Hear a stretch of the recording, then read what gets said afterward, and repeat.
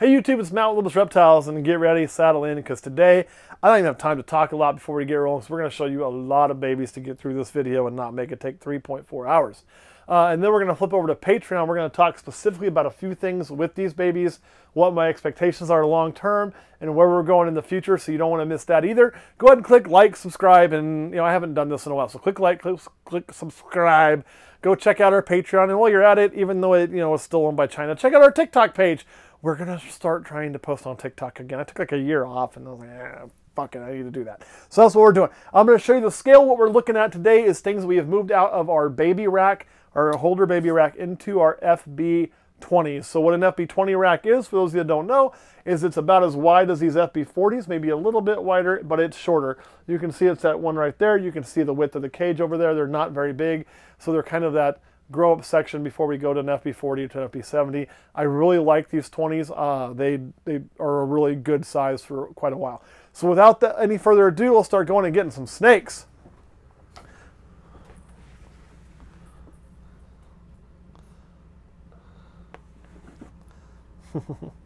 Now this one, I'm not exactly 100% sure what all is in this.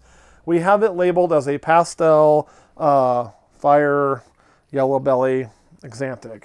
If there's anything missing, it would probably be the fire, but it doesn't look like its sibling. That's definitely a fire yellow, or definitely a pastel yellow belly. There you can see the belly. You can see the yellow belly we think is certainly in there.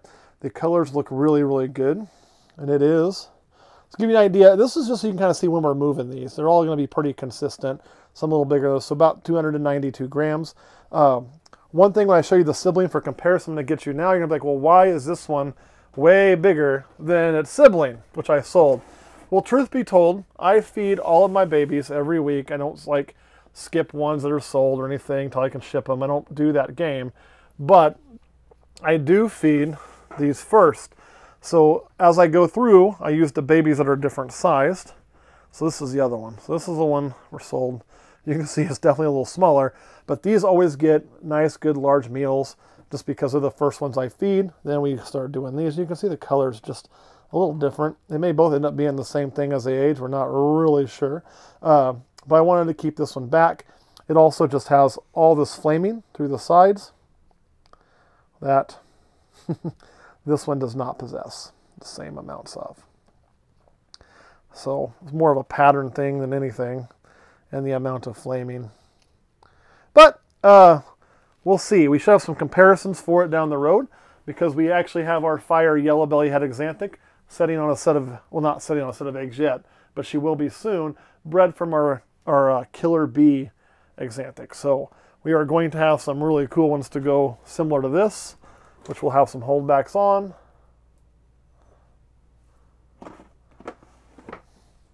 Oh, hi. And if we find that we're wrong on this, as it ages, it doesn't brighten like we hope, etc., etc., because fire does tend to brighten as it ages, then no biggie, because we're going to have more. You're going to see a lot of theme in what we're doing here. So this is a male that I have, and this is one I may end up parting with. It kind of depends what all comes out from everywhere else, but you're looking at a Superfly head Axanthic. Now, I did not produce this one, so there is that, but I'm pretty confident in it being what it was sold as. I know where it came from. So Superfly head Axanthic, really kind of a cool looking little snake there. And you can see consistent with the other one on the sides when we moved it, right? So really neat. Really neat. Really neat. We're going to fly through some of these. Now this is one of my favorites that we moved. This thing is just cool. This is our Banana Mahogany Paradox female. So in-house produced. We've hit several Paradoxes over the years. I tend to keep a lot of them because I just really, really like them. You can see her size, again, pretty consistent with the rest of them. Really cool Paradox. And sometimes you get just a little bit. Even if we only had the head Paradox, she'd have been cool. Something like that, But when you get this big band with that, there's even a little spot on the tail over here. That's a little bit of paradoxing. That is going to probably kind of disappear as she continues to get more and more spots. You won't really notice it as much. But really, really cool snake. I love how the head's bifurcated. This is my favorite Paradox I've ever produced. Just awesome. Awesome, awesome, awesome. Of course, this is working towards Suma Bananas. And when we get her up to size to breed, she'll be able to produce those because we have a Suma male that was her dad.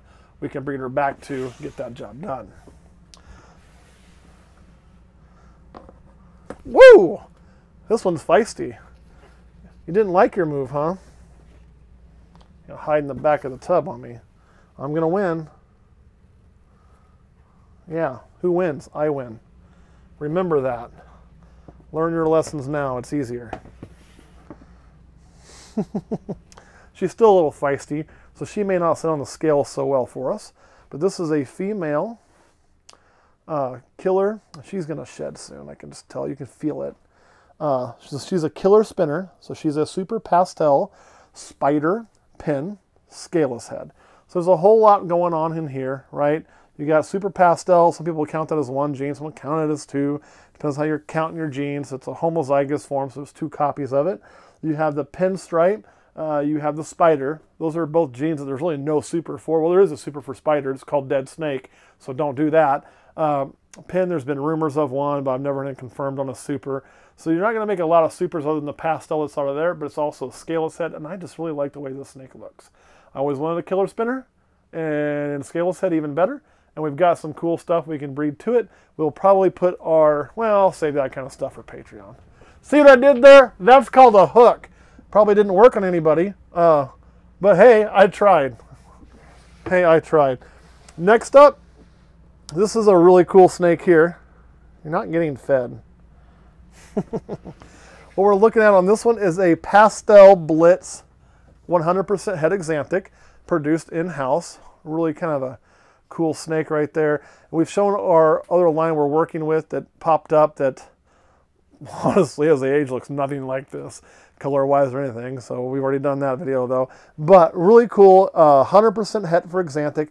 This will be one of the ways we get Blitz into our axanthic line. I honestly think if you brighten this up one stage and then also with that black, if you can really lighten this and get that stripped out, you're going to have a really, really nice looking axanthic, especially the flaming there. Even this with just axanthic is going to look phenomenal, but I think there's one more step to go to really get that to be that ultimate snake that I really want. I think the goal of bringing the Blitz into the axanthic, which now I'm getting a little bit into what we're going to be talking about later.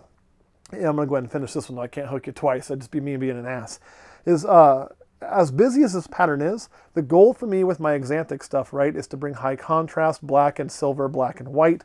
So we're looking for, well, the more this pattern is close together, the more of that I think is going to come through.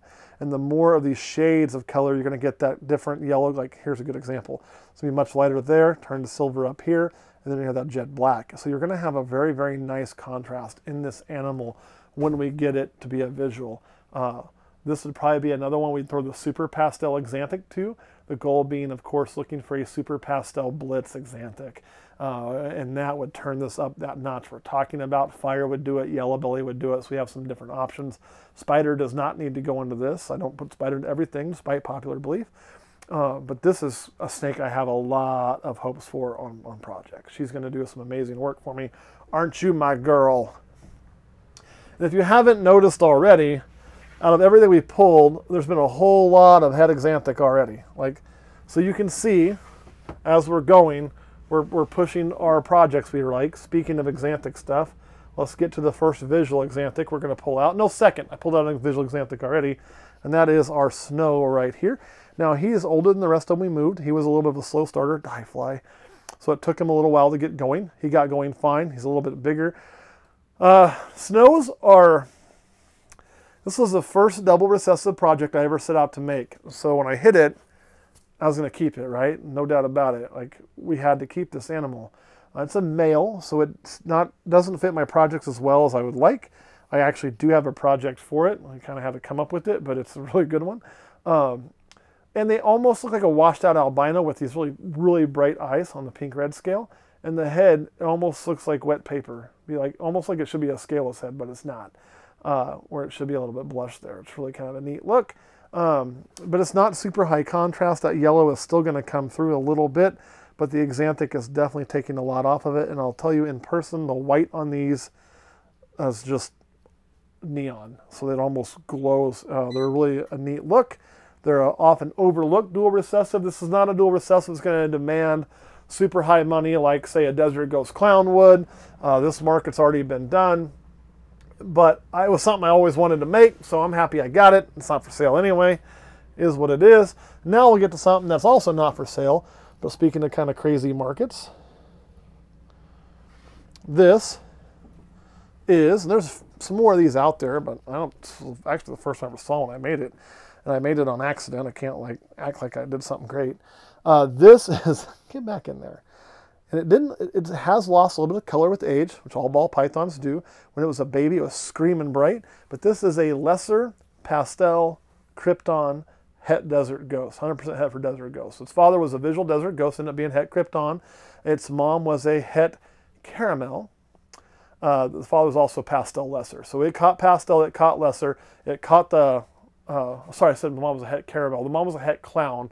Actually possible Het Caramel. So this thing is technically possible Het Caramel, but chances are pretty slim. So it caught the Het Clown from mom. It caught the Het Krypton from dad, right? So we got the cryptic going on.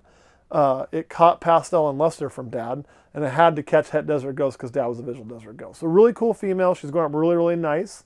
They weren't born very big, but she's doing a really good job now. Just awesome snake. Really proud of this work right here.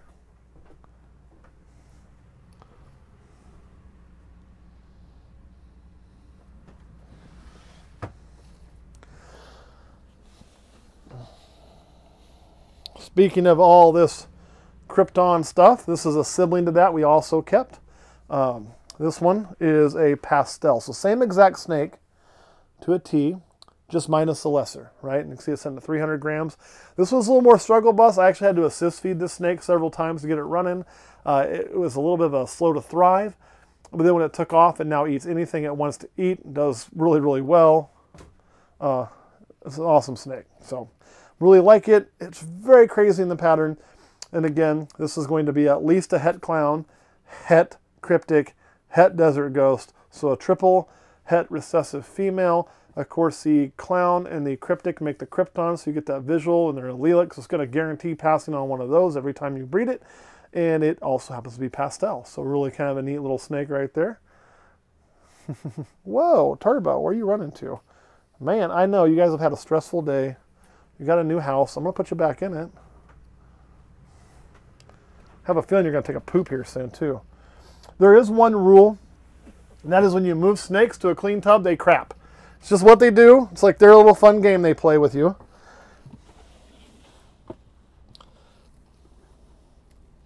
Now, this is one, it took a little while to move her. She's going to be a little heavier than the rest of them, but it was definitely time for her to get an upgrade. And you can see she's at 540, I think it is. And what are we looking at here? Well, the GHI should be very, very obvious, but it's, you know, doesn't look quite like a GHI, right? We got some different coloration there. It's way brighter than GHI, way more blushed. Something's going on, and what's going on would be Orange Dream. So this is a GHI Orange Dream. And this is a snake that I've showed you a few others, and I don't know, we're probably one of the few that shows snakes of different sizes and will flat tell you that this has lost color or this hasn't, you know what I mean? Because, well, it's the goddamn truth. And there ain't no point in running from the truth. That's how this works. This one's actually gained color. This one looks better now, I think, than it did as a baby. That doesn't mean this is as bright. It's just the way it's aged. I actually like it better now than I did before. So GHI Orange Dream is really kind of a cool snake. If you haven't made one, make one. They're fun. They are a lot of fun. Don't you bite me. I'm way more calm, too. You ain't running around like those other ones were. Here you go.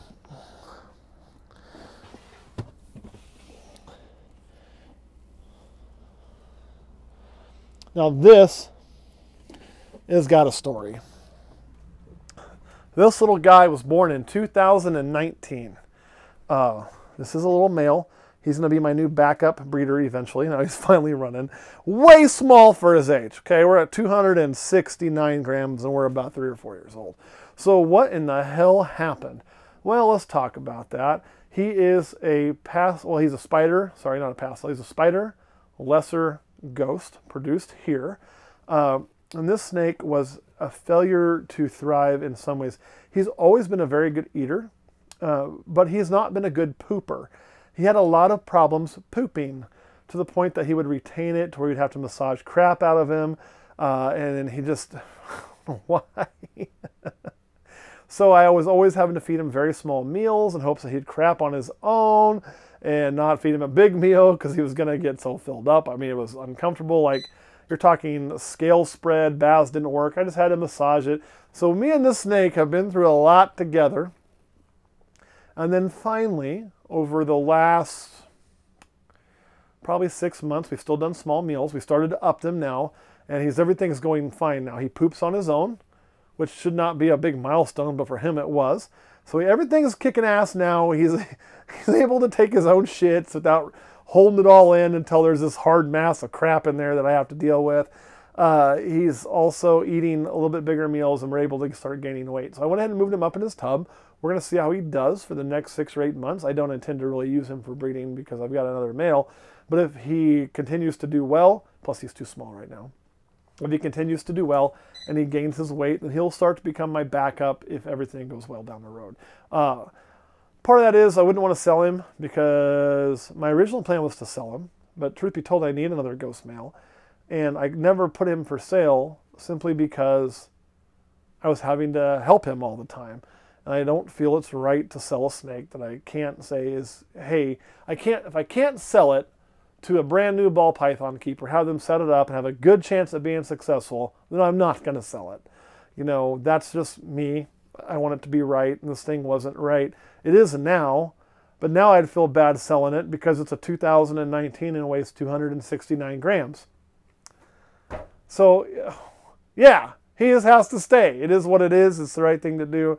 I'll be honest. This is one of those snakes that I think I thought about giving up on a few times. There were several times like, okay, dude, you're going to poop on your own or you're not going to. We would also have to stop feeding him because he wouldn't poop. So we would want to like take his food out. And you can see he's building one up now, but he will poop that out on his own now. No problem. This would be all swollen. And we'd finally just be like, fine, we're going to have to do it. Because if I don't do it, you know, you're going to be in a bad shape. Yeah. So when he pooped on his own and he did it consistently, to say I was a really happy dad would be an understatement. And that's caring for your animals. You know, you say you're going to give up on them, but you never really do. I don't anyway. And yeah, he's doing fine now. Get in there. So we got 2 more to show you. This one's already been digging. Ain't even been in there that long. It's already digging. And this one is what we believe to be a Superfly Spider het Axanthic. So super pastel, fire, spider. So we were told we got, I think they're going by that dripping line down there. Everything else is blowing the pattern out. We'll see when we do breed that. We'll breed it like it is a spider at first, just in case. I will use a super pastel Axanthic to it. This is also 100% het for SK Axanthic. So we're going to make some really nice stuff with this snake. Like we are. Ain't no way around it. That's why she's still there. We kept this one when we took over a collection. So one more, then I'm all done, y'all.